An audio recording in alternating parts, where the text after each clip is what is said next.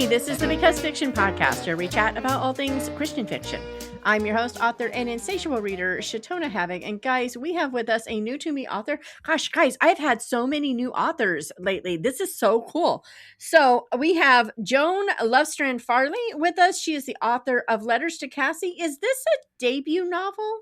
It is. Awesome. Well, welcome, Joan. And yeah, letters. So, Letters to Cassie was born out of a desire to help young women. When I was in high school, my parents were missionaries and I was away at a boarding school, and I went through a pretty serious faith crisis. And of course, being around a bunch of kids that I didn't necessarily know very well yet, I wasn't sure who I could confide in about my doubts and questions about God. So I went through it basically alone. But God, in His mercy, brought me through. And it was after that faith crisis that I was wandering around in the school library one day looking for a novel because school is hard. I didn't want anything that made me think. I just wanted to read. And Right. so I found this novel. I have no idea anymore what the name of it was or who the author was, but it was a novel about that had a young woman asking a lot of questions of her mother. And because the questions that I had had were ones that I would have loved to have asked my mom if I had been home, I just ate up this book. And it was phenomenal to me that it was such a help to me. So I was asking questions like, okay, I now know for sure that I believe in God, but how do I get to know Him better? And that was one of the things that the mother and daughter talked about in this book, how the daughter could get to know God better. So a few years ago, probably a decade now, but I was remembering that event and I said to myself, would it be possible for me to write a book that would encourage young women in their faith the way that book encouraged me? And so I began just to dabble a little bit at a time, joined writers' groups, did all the reading I could about writing. Because while I wrote a lot for my job and then later for my ministry, this was my first venture into fiction since high school. So I had a lot of work to do, and it took a long time for this book to come out. I can imagine. Is there any chance that that book was Let Me Be a Woman by Elizabeth Elliot? No, it wasn't. It was fiction. Oh, it was fiction. Yeah, it was, and that's what. I thought you had run across something that wasn't fiction that still fed the how cool. Yeah, it was fiction, and that's what made me say I would never have found anything at that point that wasn't fiction because I was only looking in the fiction section. And Awesome. I've met lots of teens who don't want to read nonfiction. They get enough of that at school. And so I Exactly. thought fiction is the way to go if I want to encourage teens in their walk with God. Well, what I really liked about this is that, we're dealing with a YA book. I mean, I mentioned this before we started recording, but here we have this YA book, this young woman, and her all the air quotes going on here. Teen angst isn't just angst for angsty's sake. She has a reason to be angsty. I mean, she's struggling, and she has a reason to be struggling beyond just not knowing who she is and where she's going in life. I Mhm. mean, mom is gone. Now what? Mhm. Yeah, so the book opens with her grieving the loss of her mother who died from cancer. And not only is she grieving the loss of her mom, but her mom was her chief counselor in life. So she had that kind of relationship with her mom, which I know a lot of teens don't. But she did. And so now she's like, how in the world do I navigate my senior year without my mom's guidance? And so the interesting thing was she grieves, and then after a couple months have passed, her dad comes to her and says, Mom told me before she passed away to not give you this until you had had a chance to grieve, but I think it's time. And he hands her what is the first of 9 letters that her mom wrote to her before she died. Oh, wow. I just think that that is so cool. I mean, I hope that if something like that happened to me, I would have the forethought to go, you know what? I need to prepare this way. But I feel like I would be that person that is trying to fix everything and get everything squared away before I'm gone so that there's not those things to do once I'm gone, that I would miss the important things because those things are going to get done one way or another. I mean, Mhm, somehow, some way. mhm, I mean, that is such a it's a gift that few people ever get. mhm. It is.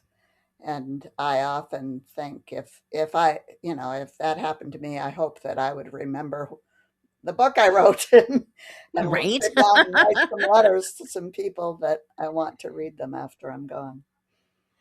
Oh, man. Oh, I love it.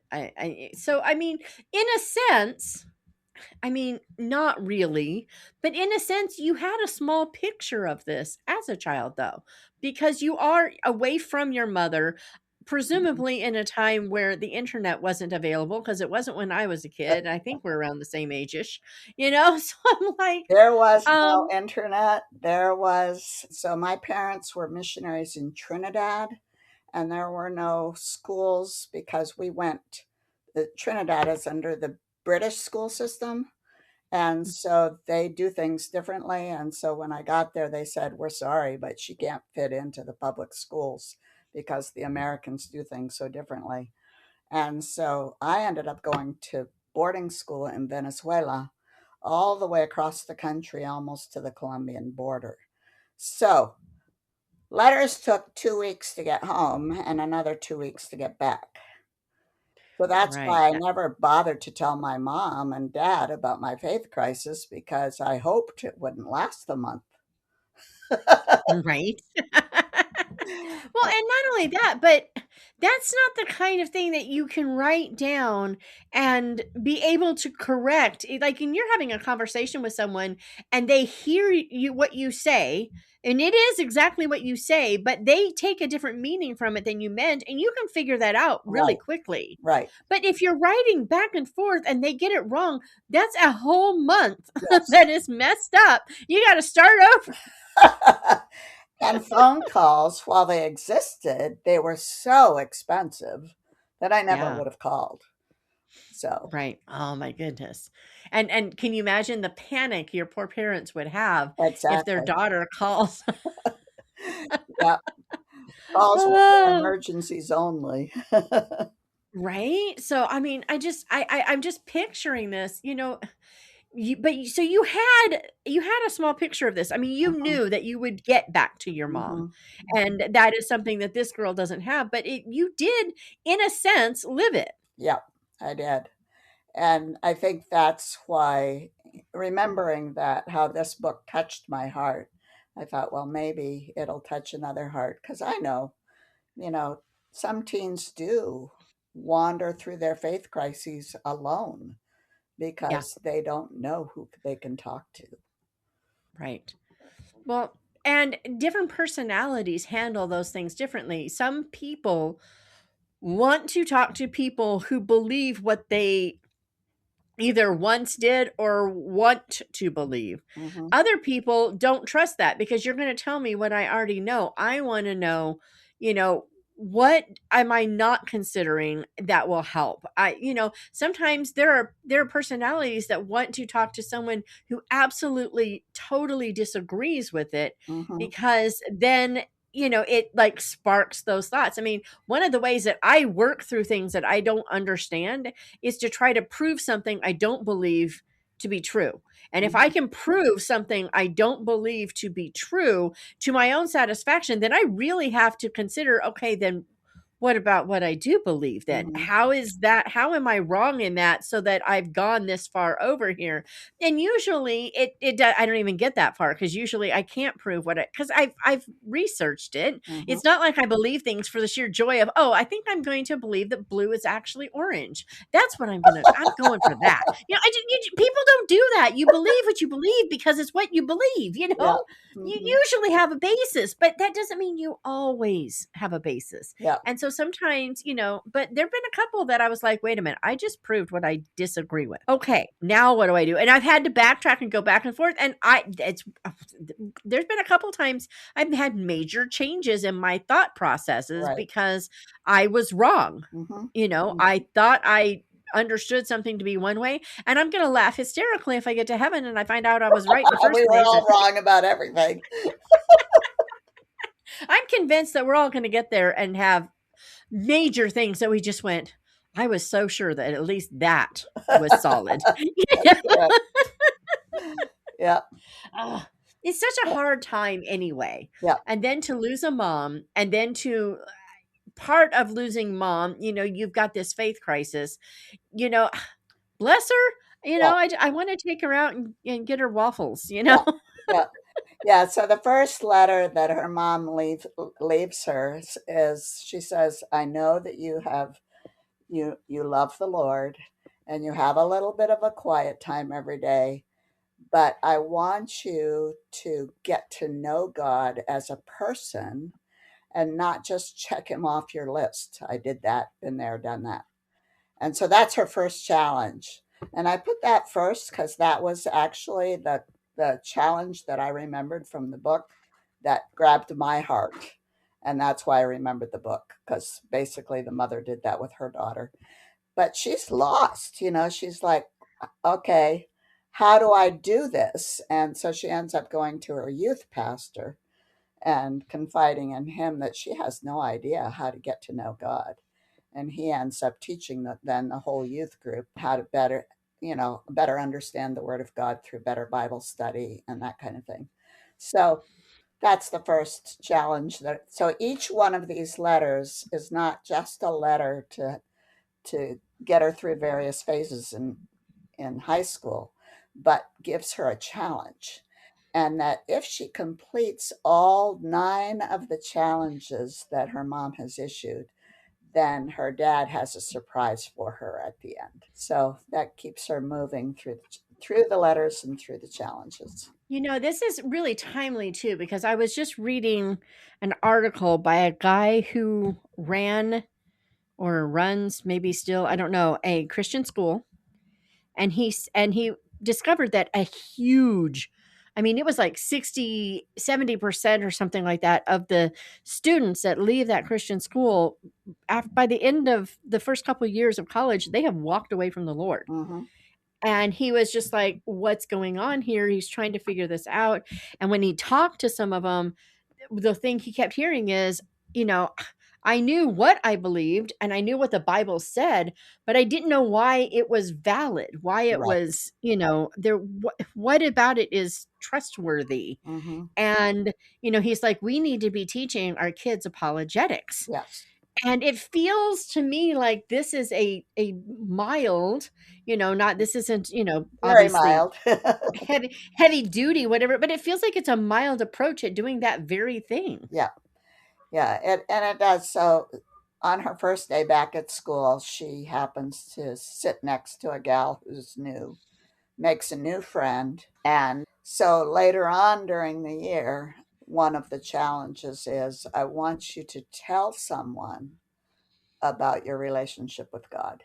And she panics because she's shy, insecure, doesn't know what to do. But then at a party, one of her other friends, so she has 2 good friends, this friend from school that she met that year, and then her homeschool friend that she has grown up with. But her homeschool friend, of course, doesn't go to school with her. So Right. they're at a party together, and homeschool friend starts sharing with her friend about the Lord. And all of a sudden, she realized, hey, this is my opportunity.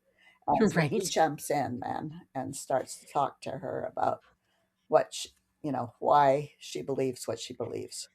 So it's kind And of encouraging. that's I think that's an important thing on top of all of this other stuff that is also important. I think it's really important for kids to realize that they don't have to initiate from ground zero for it to be, a sharing of faith. I Yeah. mean, sometimes I feel like we get these ideas in our head that I have to, can we have a meeting? and talk. I need to talk to you. You know what I mean? We have to, like, we get these ideas in our head that it has to be all formal and it has to be all Yeah, serious and it yeah, can't just be and a you have to natural know all the right outpouring, verses by heart and all of that kind of right? stuff, and I'm like, "You know what? Just tell them what you believe and why."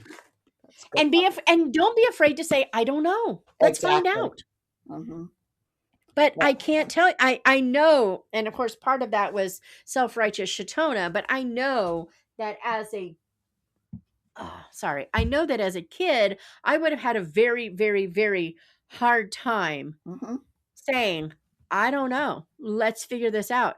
I worked really hard to think of every question that anyone could possibly have so that I would never be in that position. I had no concept of how strengthening and how powerful it is when someone says, I don't know, let's find out. And you know what?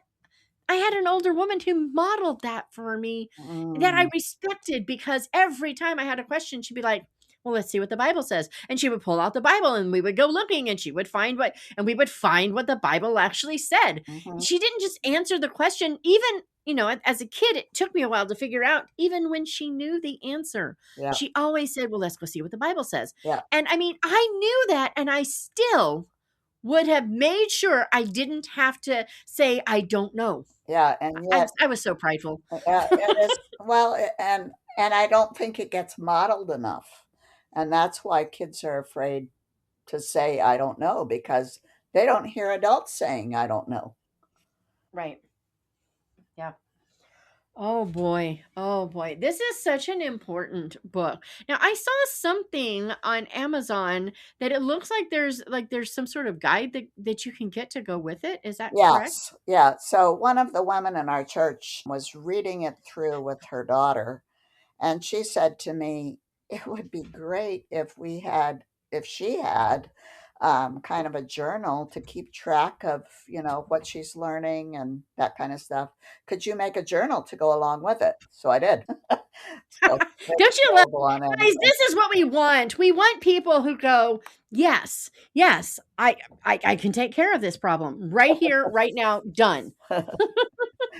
Yeah. So, yeah, it's a different approach, and, some people, I'm sure I said to somebody, "It's not a book for everyone," because some people will look at it as, "I didn't want a novel that would try to teach me anything. I just wanted to read." Right? So, But the best novels teach you in some way anyway. yeah, they do. Even the fluffy, the lighthearted, the whatever, even those, you if you don't learn something at all, you walk away from it just a little unsatisfied. Mhm. So, Mhm. I mean, I'm just saying. Yeah. Yeah. So, with letters to Cassie, what were some of the things that you discovered while you were writing that just totally you wouldn't have expected? I don't care if it's, just writing itself or if it's research you had to do or with how things have changed or not changed since it would have been you. I mean, just whatever. I just think it's so much fun to learn how things kind of surprised authors in their writing process. Well, let me try to think about that, but it's based in Minneapolis, and I live there, so that's why I chose that, because I can picture myself there. But the friend that she meets at school is Muslim, and I don't know any Muslim teenagers. So I did a lot of research with that, trying to figure out what would an American Muslim from a Somali background, what would she think about? What would life be like for her? So that was one area that I really had to do some research on, because they're just good friends. Life is different and holidays are different and those kinds of things. So I had to do some research there. I think as far as writing it, what surprised me, because I am writing about her grief, that I cried a lot trying to get her grief on the page. And I so could see that. that surprised me, that I didn't think it would. And authors will have said, I've heard them, if you don't cry, your readers won't cry. So it Right? made sense. Yep. But No, it's one of those things where I'm one of those people, I don't cry easily at all. I almost never cry. yeah, Like, to the point where my kids are, like, thinking someone's dead, and even then, they're not sure because, mom doesn't even cry when people die, so what's wrong? They seriously freak out if it's so weird. But if I want to cry, if it chokes me up a bit inside, then to me, that is the equivalent of an ugly sob, yes, yeah. Hmm. So yeah, Hmm. I get it. But once in a while, although I have to say things are a little different now that I'm doing the whole menopausey thing, Oh, I yeah. am much more emotional. It's very strange. It's very Hmm. strange. I Hmm. don't know who I am anymore. I'm like, wait, I what? think I'm less emotional now than I was when I was younger. But that's, Isn't that funny how we yeah, change? yeah, we do. It's But just anyway. insane. But whatever. But okay, so like when you were going through, scripturally trying to find the best Mm.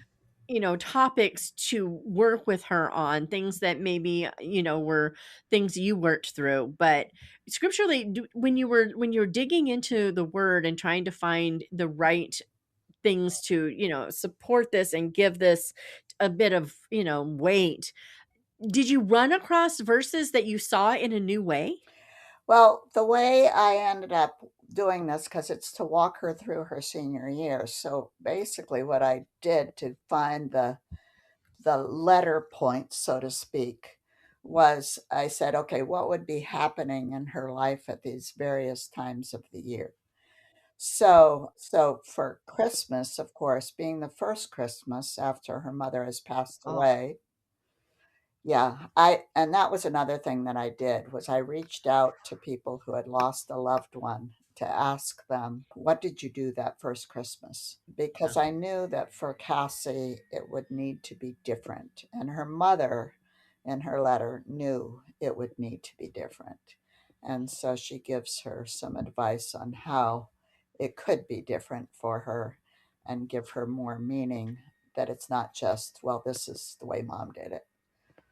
So that's the way kind of the book got formulated. And of course, with every question that she has an aunt who was her mother's older sister. She also goes to her with her questions sometimes.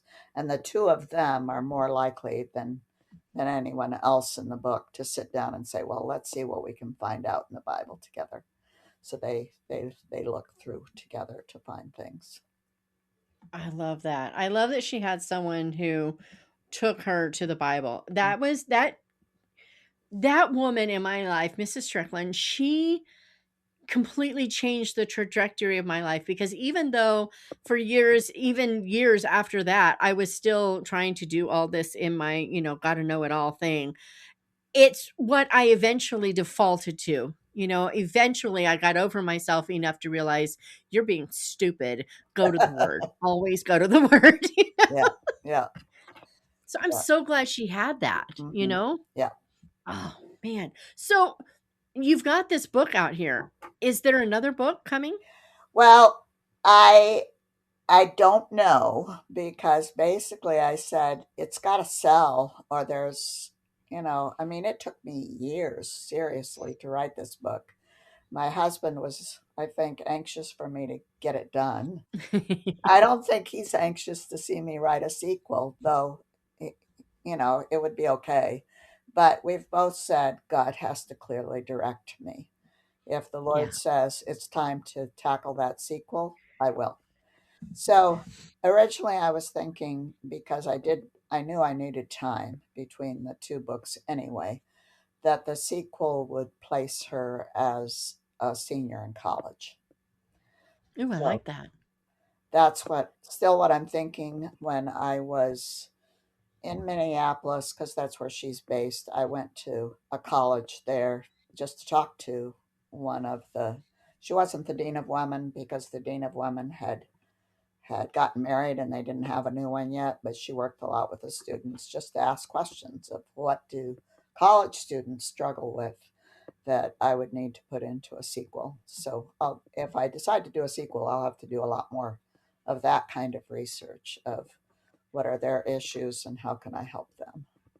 Oh, I love that. I love it. And I mean, I like the idea of the sequel and I love the idea of, taking two different senior whatever. I can even see her going back through those letters she did in high school, even as a senior Mhm, in college, and seeing some parallels again, mhm. maybe seeing them through more mature eyes, a little more departed from the grief. Not that the grief isn't still there, because guys, it never goes away, but Right. you handle it differently, 4 or 5 years down the road than you did Yeah, as a teenager. I mean, come on.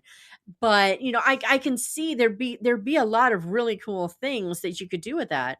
But I mean, there's also other stories that maybe this is her story and you've got something else to tell. Who yeah, knows? yeah. So I have had some of my readers who are like, "When is the sequel coming out?" And I said to them, "When God tells me to write it," which is not a good answer for them, I know.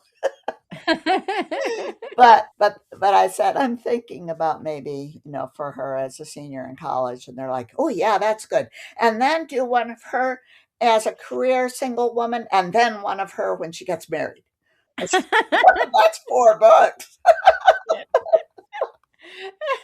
Okay, I will confess that I am that person. I always want more. I don't ever want the story to end. So I can't really argue that. But, I mean, I also as a writer understand the other side. I mean, I have one series that I could write indefinitely and my readers would be very, very happy if that's just all I ever wrote. But I would go insane. Yeah, yeah, yeah, I mean, how many times can milk a goat and make soap? yeah, I mean, it just exactly. Yeah, yeah, but there are so many lessons in life to learn that the stories are there, but my brain is way too ADD for that. yeah. And so right now I'm focusing on nonfiction. So this has gotten the ball rolling right now for me to take some of the things that are in storage that I've written in the past and try to get them out there. So right now I'm working on a devotional for families that takes Oh, them I like that. through Lent Oh, because that's I awesome. feel like Easter gets overlooked with It children. does. And And it's really interesting because as as I grew up, Easter was a very important time in the churches I went to. We mhm, were always very focused on, and I mean, when I was some churches I've been to, we have communion every single week, and it's a very focused thing, which keeps you focused on the cross and the resurrection. right, Obviously, right. you can't not. Yeah. But none of the churches I ever attended, ever, none have, well, okay, for a very short time, I attended a very small conservative Lutheran church. And so Lent was a sort of a thing there, but it was more of a Mhm, personal thing among the members as opposed to a mhm, church thing, mhm. but we just never did, all the air quotes, did Lent. Right, And so right. like last year, for the first time, I got Daily Grace Co's one of their books on Lent, and I went through the thing. And this year I couldn't do it, Mhm. and I missed it. I've only Yeah, ever done this once, yep, and I missed it. And I'm yep. like, I wish I had known about this Mhm, when my kids were little, mhm, because this could have been such a cool thing for them to look forward to each year. mhm, And now you're talking about devotional for families for Lent, and I'm like, I needed that, 25 years ago. mhm. You got a TARDIS? Yeah. Just like fly on back, take the book with me. I mean, Yeah, yeah,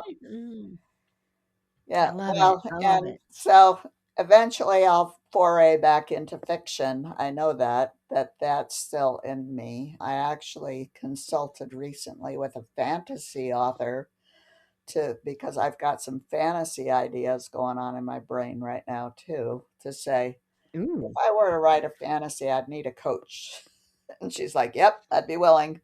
But that's Ah, excellent. we are so my husband and I travel a lot for our ministry. We both teach, and so right in 2 weeks we're headed to Argentina, where he's going to be teaching a couple of different seminars, and I'm his interpreter. So I'm trying to gear up my Yeah. Spanish right now, And so life is busy without writing for me. So Right? I have to try to keep reminding myself, oh, yeah, and don't forget to write. Right? Well, when you notice the when you get to Cassie 2.0, Yes. you are going to have to come back and Okay. tell us all about it because we're going to want to know all the things. Just say it. Okay. But I'm so grateful that you wrote this book. This is something that I really feel like there are people in my life that I'm going to want to send this to. And that's really cool. It's Yes, just a that neat is feeling cool. to go, yeah, Hmm. yeah, this is the perfect book for insert name here, you know? So I'm Hmm. like, I mean, obviously I'm sending it to my granddaughters Yeah. because yes, And I've had but grandmothers say to me, this was so cool. I'm recommending it to my friends. You don't have to be a teen to read this. So, no, no. and And I could tell it was very strange to be able to say this, but I could tell just from the synopsis that this wasn't going to, there are just some why I like YA as a, in general, but hmm, there are some that are just so angst for angst's sake. yeah, And the parents are the enemy, and basically my family is horrible, I don't have anything to do with them. I get sick of it because it's so overdone. hmm, And I could tell immediately, obviously, this girl, for one thing, mom isn't evil, mom's not here, she misses mom, this is yeah, good. yeah, Right there yeah, in that, you don't have that, and it just like, oh, I'm so yeah, excited. yeah. And she loves her dad too. They don't always understand each other, but she loves him too. And which is important, and I think it's also important for teens to understand that just because you don't understand someone, just because you guys don't agree on things, especially in this world where disagreement equals hate. Right, right. I'm fine. I'm not going to get preachy. Anyway, just because those things are there doesn't mean that you can't love someone who you disagree with. Hmm. Hmm. What a Yeah, concept. yeah. And so, yeah, it is different. It's a different kind of a book. And I love I've it. got chapters, so chapters from this book that I someday my website has to get redone because it's giving me grief. But chapters that I had to take out because they said it was too long. And so I need to either save those chapters for the next book or put them up on my website, and I haven't decided yet. Well, readers always like to get the inside scoop on what they miss. So Hmm. one way or another, yes. Yeah, yeah. So where should readers go to find out more about you, your books, and when we will see more from you, like Lent devotionals, please? Okay, so Amazon.com is the place that it's sold predominantly. Sorry about that for those of you who don't like Amazon, but that was a choice the publisher made. Anyway, and then my website is joanlovestrandfarley.org, but like I said, that's getting a redone and a redo, and we are actually going to be changing the name to strategicsojourns.com, but that's being worked on right now. So that way it can incorporate my ministry as well as my writing. That makes perfect sense to me. So I'm going to put both of those in the show notes so that we people can find one or the other at some point. Well, Joan, this has been a blast. I'm so glad that we got to talk Yes, and that you wrote this book because it is an important book, and I am going to have to get copies. I just closed that. I didn't mean to do that. I need to get copies for granddaughters and friends and things. But and I will be guys, I will be sharing the book on my YouTube channel once I've read it. Just throwing that out there. So that will definitely be available. and Yay. you can also find me on Joan Lovestrand Farley at Instagram on Instagram. Well, okay. So obviously, your website will be up at some point, and so people can find you over there.